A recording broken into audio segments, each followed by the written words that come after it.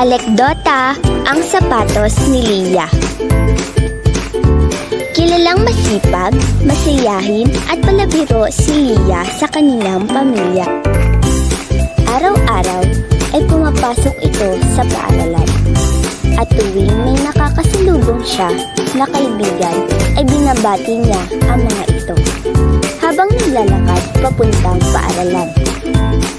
Sa edad na 16 na taong gulang ay mapapansin sa kanyang mukha ang pagiging palakaibigan at masayahin nito.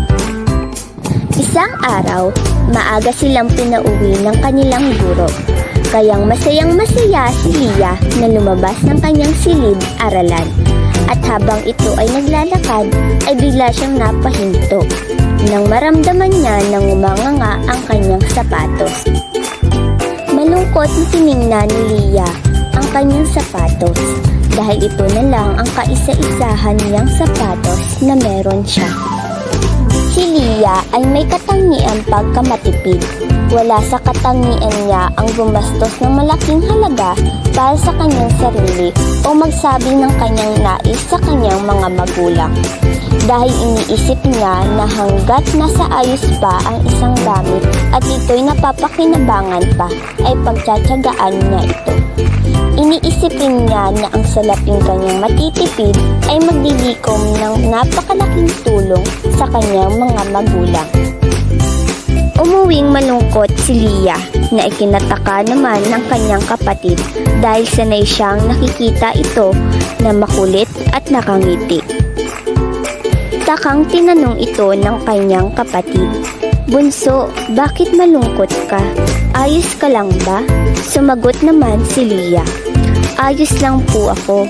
Sa pagsagot niyang iyon ay hindi na muling nagtanong ang kanyang kapatid at iniwan na ito. Kinaumagahan ay ginising siya ng kanyang ina dahil maaga pa ang kanyang pasok sa eskwela. Pagkagising nito ay ngumiti siya sa kanyang ina, ngunit napalitan rin agad ito ng kalungkutan nang maalala niya ang nangyari sa kanyang sapatos. Napansin nito ng kanyang ina at tinanong, "Anak, ayos ka lang ba?" Sumagot ulit ito na, "Ayos lang po ako." Ngunit di naniwala ang kanyang ina at pinagmasdan ang kanyang anak. Habang pinagmamasdan niya ito, ay napansin niya na tsinelas ang suot ng kanyang anak at hindi sapatos. Nagpaalam na si Leah na siya ay tutuloy na sa pagpasok. Pagkaalis ng kanyang anak, ay agad naman nitong hinanap ang sapatos ng kanyang anak. Nang makita niya ito, ay labis itong naawa sa kanyang anak. Pagka-uwi ni Leah sa kanyang bahay, ay bigla siyang tinawag ng kanyang ina. Taka naman ito lumapit at nagtanong, "Bakit po, inay?" Sumagot naman ang kanyang ina, "Anak, may gusto ka bang sabihin sa akin?" Sumagot naman si Leah, "Wala naman po, inay. Bakit po?" Lumapit ang kanyang ina at sinabi, "Anak, huwag kang mahihiyang magsabi sa akin ng mga bagay na kailangan mo." Taka naman tumingin sa kanyang ina si Leah, "Anak, alam ko na sira at luma na ang iyong sapatos. Bakit hindi mo sinabi sa akin para mabilhan kita ng bago?" Sumagot naman ito, "Nay, ayoko po kasi magsayang ng pera. Lalo na po na alam ko na ayos pa po ang aking gamit." Sumagot ulit ang kanyang ina, "Pero anak, sa tingin mo ba na tama na hindi ka magsabi sa akin?" "Anak, alam ko na tama ang iyong nais, ngunit ako'y naawa sa iyo sapagkat kailangan mo din ng bagong gamit." Tumayo ang kanyang ina at may kinuha at inabot sa kanya. "Ano po ito, inay?"